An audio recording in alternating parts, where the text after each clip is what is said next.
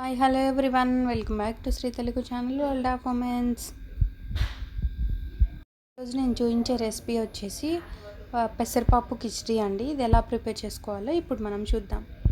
మనం కిచిడి ప్రిపేర్ చేసుకోవడానికి ప్యాన్ పెట్టుకొని అందులో ఆయిల్ని యాడ్ చేసి, ఆయిల్ని కానీ గీని కానీ యాడ్ చేసి అందులో ఒక ఇలాచి, రెండు యాలకులు, ఒక చిన్న దాల్చిన చెక్క వేసి, కొంచెం షాజీరా వేసి, అందులోని బిర్యానీ ఆకులు కూడా 2 వేసి, కొన్ని ఉల్లిపాయలు ఇంకా పచ్చిమిర్చిని యాడ్ చేసుకోవాలి. యాడ్ చేసుకొని అన్నీ బాగా హీట్ వేగే వరకు వేయించుకోండి.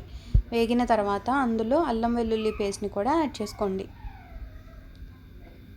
తర్వాత ఇందులో మీకు కావాలి అనుకుంటే కూరగాయ ముక్కలు యాడ్ చేసుకోవచ్చండి, లేకపోతే లేదు. మేమైతే ఇక్కడ ఆలు టమాటో తీసుకున్నాము. ఆలు ఒక చిన్నది ఒకటి, టమాటో ఒకటి తీసుకున్నాము.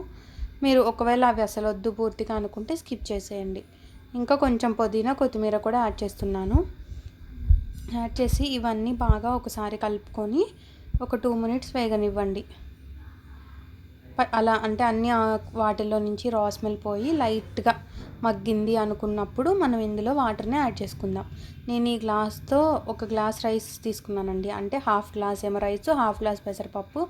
అందుకని అదే గ్లాస్తో 1.5 వాటర్ యాడ్ చేసుకుంటున్నాను. 2 వేసుకుంటే బాగా మెత్తగా అయిపోతుందండి, అందుకని 1.5 సరిపోతుంది. ఇప్పుడు అందులో సాల్ట్ కూడా మనకి సరిపడా సాల్ట్ యాడ్ చేసుకొని అవి బాగా మసులుతున్నప్పుడు మనం కడిగి నానబెట్టుకున్న పెసరపప్పు బియ్యంని మనం తెరలే వాటర్లో వేసుకోవాలి. అలా తెరులుతున్నప్పుడు వేసుకుంటేనే వాటర్, అప్పుడు ఇది పొలుకుగా బాగా ఉడుకుతుంది. ఉప్పు సరిపోకపోతే ఈ టైంలోనే ఒకసారి చెక్ చేసుకొని యాడ్ చేసుకోండి. మూత పెట్టేసేసుకొని ఉడికించుకోండి. పొంగు వస్తే మూత తీసి మళ్ళీ తర్వాత నార్మల్ అన్నం ఎలా వండుకుంటామో అలా వండుకోవటమే. ఇంకా